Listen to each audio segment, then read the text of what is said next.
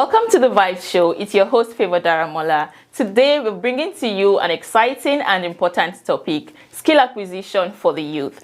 And I'm so excited to have with me today a special guest, Ibukun Yesufu. She's a creative mind, she's an entrepreneur, and a fashion powerhouse. She's going to be sharing with us her experiences, her lessons, and her achievements, her wins. And she's also going to encourage us and tell us how the young ones can turn their skills into profit. Welcome, Ibukun. Thank you, Favour, for having me. It's truly an honor to be here, and I'm grateful. You're welcome. It's such a pleasure to have you. Thank you. Okay, so can you tell us, how did you start your journey into the fashion industry, and what inspired you to start a brand in the fashion industry? My journey into the fashion industry was, I would kind of say, inborn. I come from a family of tailors. My granddad was a tailor. My grandmom also used to sew. My mom as well. Wow. I picked up sewing from my mom here and there, helping her, assisting her. I see her work her wedding gowns. She was not a tailor, but she could sew. And in the year 2009, when I finished secondary school, high school here in Canada, I decided, okay, you know what, let me learn this thing a little bit more, and I, just get my hands into it, cut and sew at home. And then I went into the university. In the university, we had this thing called a strike, where students would be at home for a while. And my mom was like, okay, instead of staying at home, why not go and learn tailoring? I know you're interested in it. I see the passion, and why not build on it? And then she paid for my first tailoring class. And that's how I started. So I used to go every day. I think I was about 16 or 17 then, yeah. So we'll go, and that was where I learned the basics of the foundations. And every year, once we're on holiday in school, I go back to the same person, and just to continue training. And I did that till I was done with university. I went to my youth service. I served in Lagos State. I served in a school in Lagos, and along the line I was like, oh, I can actually do sewing as a side business. So I used to sew for the teachers in the school, and then they started requesting more technical styles, and I'm like, oh wait, I don't know how to do this yet. So I took some time off. I reached out to a Ghanaian tailor. He was really good in Lagos then, and he accepted me on, and then I trained with him for about 3 months. That was where I would say I got the real professional training in tailoring, and it was a very nice experience because he had high profile clients, and they had technical clothes, technical designs, and getting to work on those things helped me learn a lot in the tailoring business. I think about year 2014 or 2015, I'm not too sure, I decided to open my first tailoring store. It was in Lagos. It was the garage of my dad's house I converted. Wow, similar to the Amazon story. Yeah, I converted my dad's garage. It was in Lagos, K2 access, and it was a very nice place. I had this vision, and I got into tailoring, and well, we're here because of skills acquisition. It was a bit tough because I did not know the marketing aspect of tailoring. I just knew the cut and sew. So it was a bit a bumpy ride, but we were able to overcome. And then I relocated to Canada. Upon relocation, I would say tailoring wasn't something that was really big here because the clothing industry is way different from back home. Here, there's a lot of ready-to-wear. There's a lot of, off-the-rack pieces. So I just kind of let it die. I just did tailoring as a passion anyway. I just, but, along the years, people used to reach out, oh, can I get alterations for so and so? People that are looking for unique pieces would reach out. And then I looked at, oh, I think there's a market for tailoring here in Canada as well. And, I did some market research, some investigations, asked some questions, prayed about it, and decided to open my first store here in Canada in Brampton. The name of my store is OY Couture. We are located in Brampton. And trust me, skills acquisition is very important because the little skill that I thought I had at tailoring, now I'm using it to run a profitable business. It's not easy, but it's working. And Yeah, in encouraging the youth, it's an amazing skill, to be honest. I know a lot of youths right now have clothes that still fit, but maybe there's a little hole, there's a little tear, and they throw it out. But if you have the skill, you can mend this, you can fix it, you can upscale it, you can change your dress from one thing to the other. So you don't even have to box yourself into one aspect of sewing a dress from start to finish. Yes. It could be redesigning an already made piece of clothing.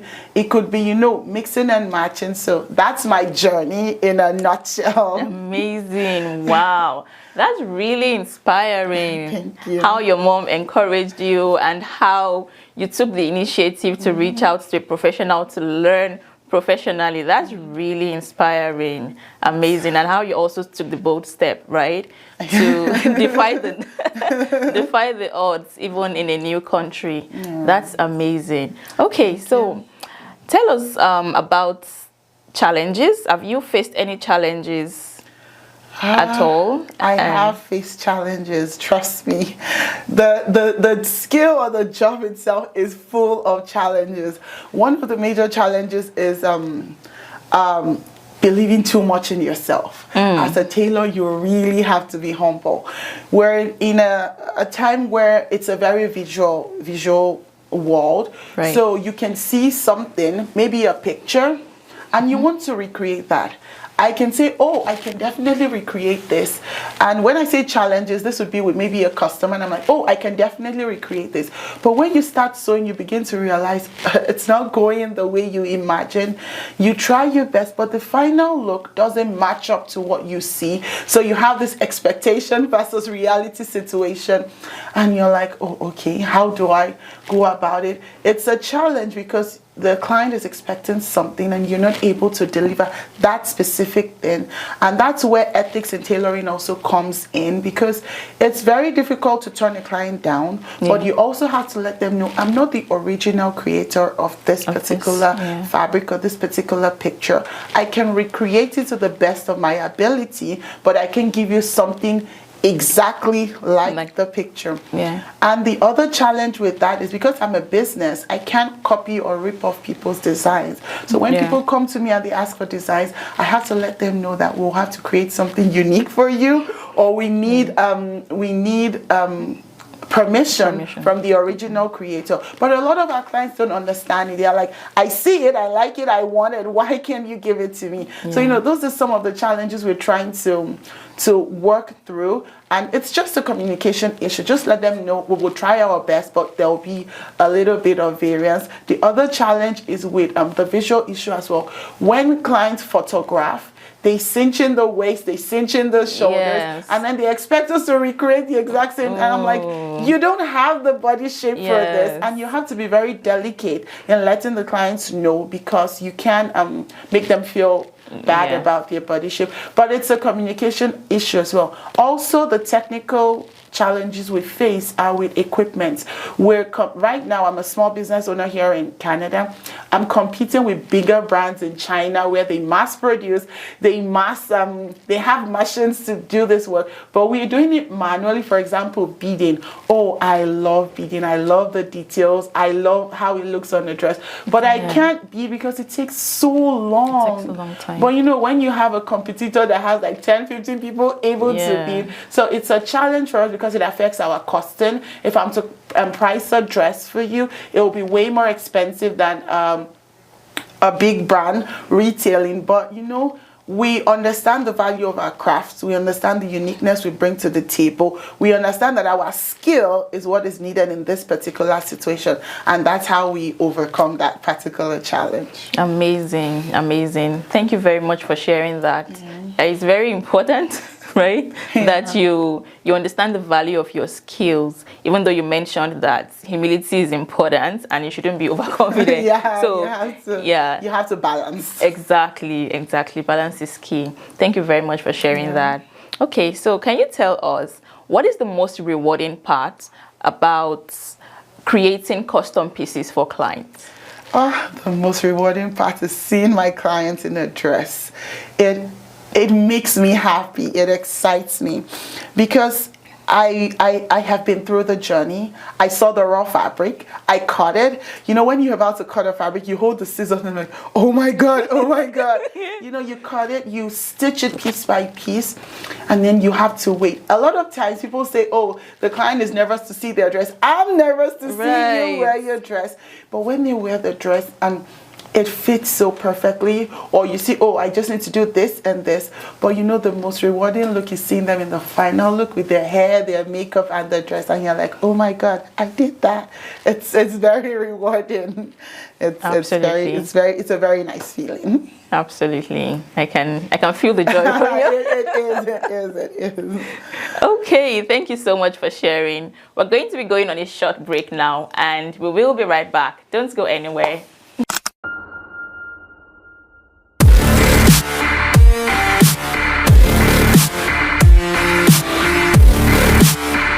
Welcome back to the Vibe Show. We went on a quick break, and before we did, we talked about our guest, talked about her experiences and how she got into the fashion industry. And now we're going to be delving deeper into the importance of skill acquisition for the youth. Welcome back. Thank you. Okay, so can you share with us the importance from your own experiences? What do you think is the importance, or what do you think are the importances of the young people having a skill? What's the importance of skill acquisition for the young ones? Personally, I would say it is very, very, very important. Having a skill puts you in a position where you can depend on yourself or rely on yourself, so to say. A skill is something you can do hands-on, and you can use it to take care of yourself eventually. It also can be a hobby. Not all skills have to be with a financial end in mind. Sometimes when I started learning, I wasn't learning because I knew I was going to use it as a business. I learned it because I was genuinely interested in sewing and making pieces for myself. But along the line, having that skill helped me realize that it was very important. There were certain periods in my life where even though I could look for a job, I was self-sufficient because I had the skill.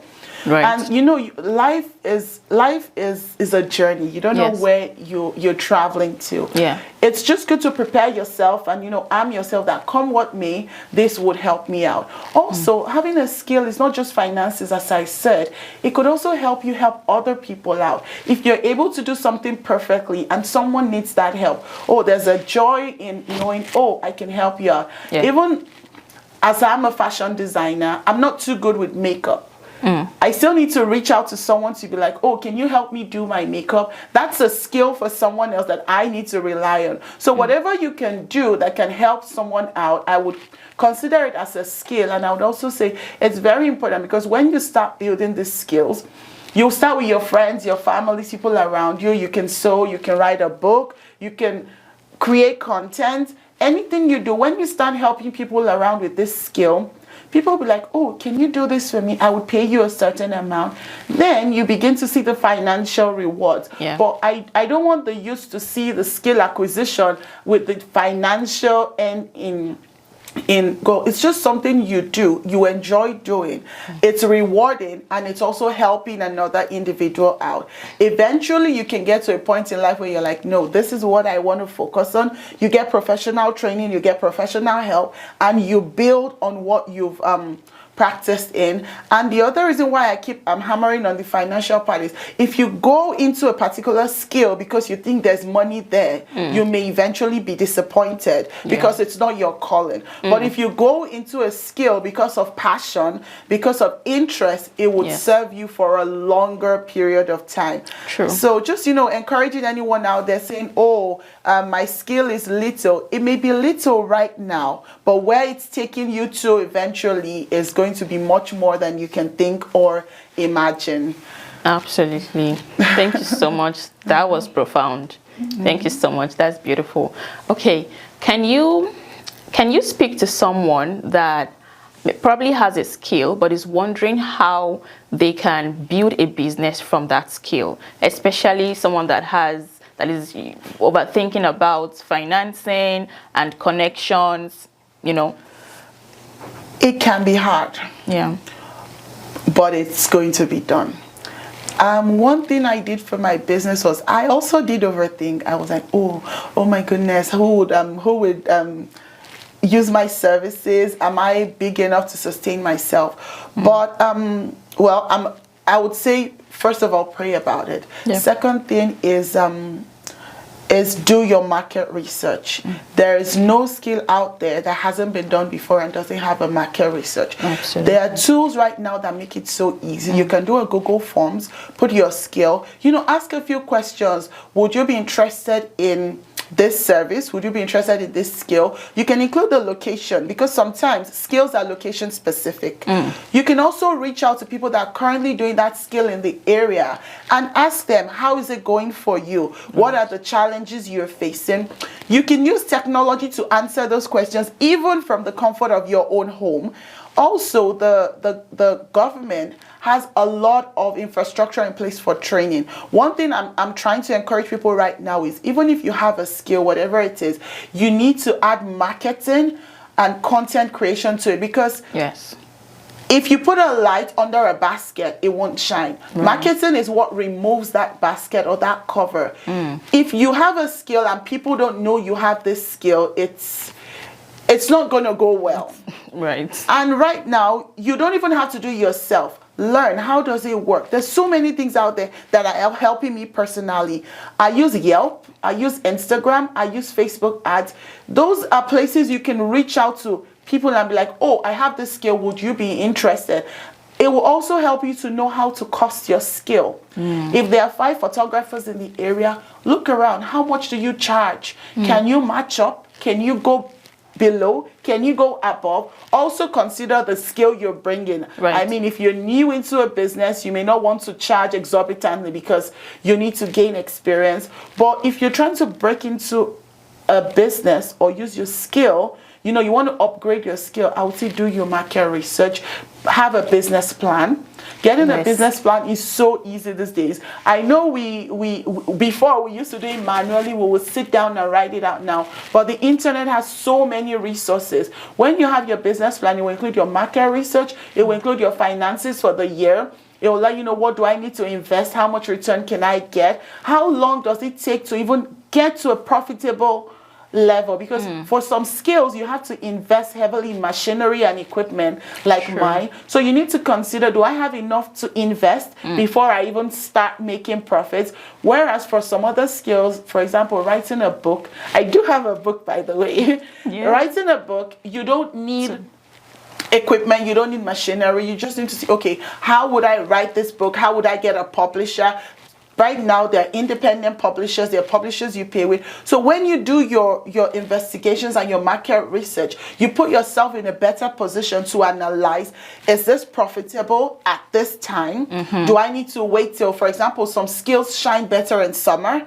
Do I need to wait for summer before I, start this business? Is my skill a seasonal business? Right. For example, if you're into selling of winter jackets, your season, so those are the questions you need to answer. Once you can answer all those questions, trust me, the journey into moving your skill into a business becomes so much easier, because when you encounter challenges, you go back to the manual and be like, okay, what's the next step and how do I overcome this? So your market research, your business analysis, those are very, very important. Amazing. I would say start and end there. Right. Amazing. Thank you so much for sharing. That was profound. Thank you. Okay, so what would you say to someone that is feeling discouraged or unsure of how to start learning a skill? Don't be discouraged. Like I said earlier, life is a journey. You just have to determine that this is what you're interested in and surround yourself with like minds. Very important. If you're feeling discouraged, reach out to people that do the same skill, and trust me, you will get a better understanding of where you're at and how to overcome the next level. For example, a skill like crocheting, knitting, it's a one-man kind of job. But I know it gets exhausting, it gets boring. But they have these things where they call it knitting circles or crocheting circles, where people, 4 or 5 people that knit or crochet, they come together at a particular time and they do it together. I can imagine how encouraging that would be, because if you're stuck somewhere, you can ask, oh, how did you overcome this? Yes. They would help you. And the conversations, it's even a mind booster. So reach out to people that have the same skill set at you. They don't even have to be the same age. They may be older. They would be able to guide you and let you know, oh, do it this way, do it that way. And, eventually you would come out of, the discouragement and be like, oh, my skill is actually fantastic. I just needed, one or two things to make it better, so to say.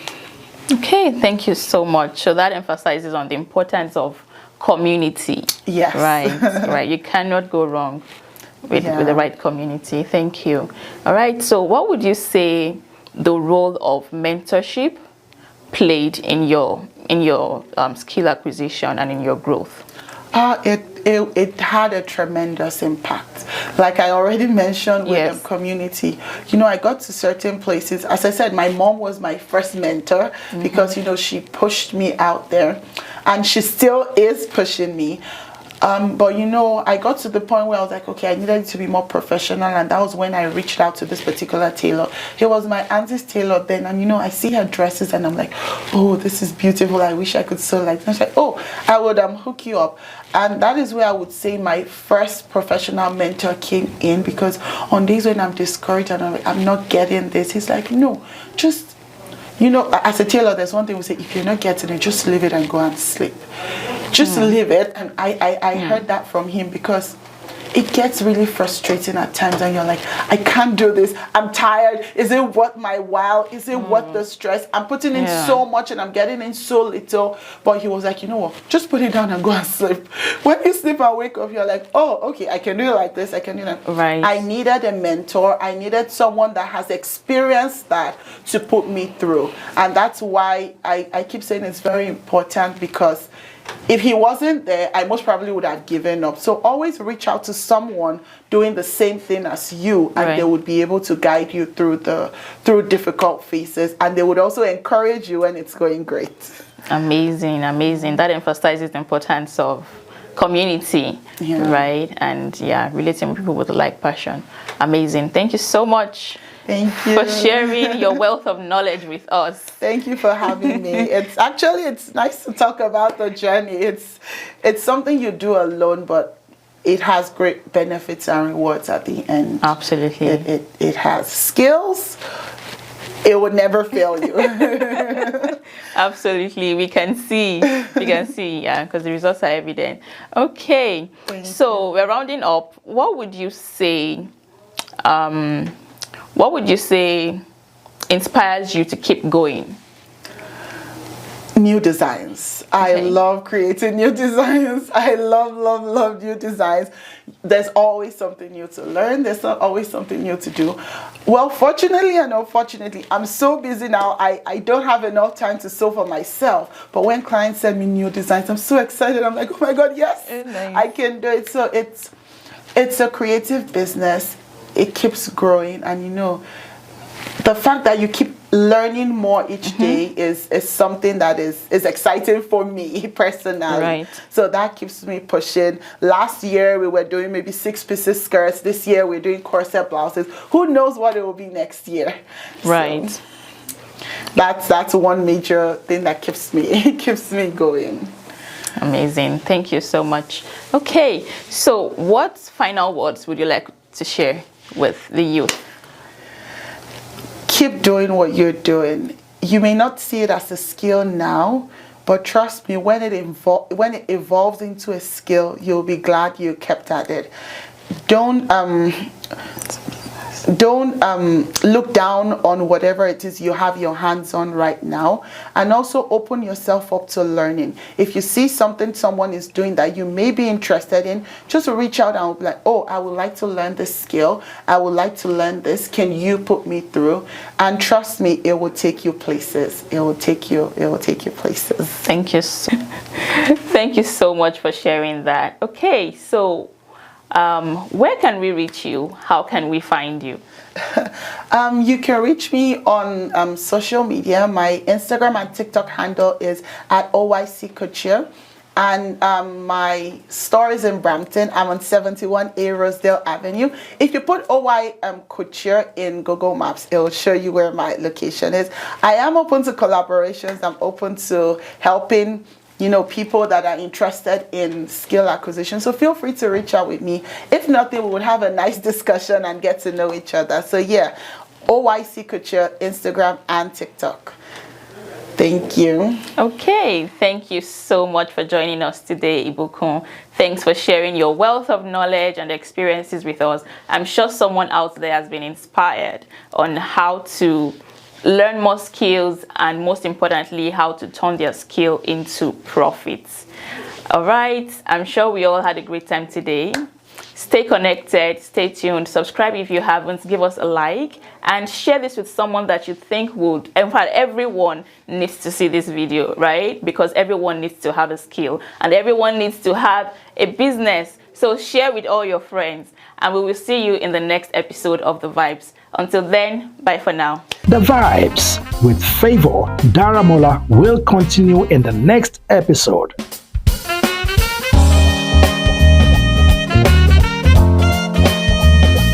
This is The Vibes Show.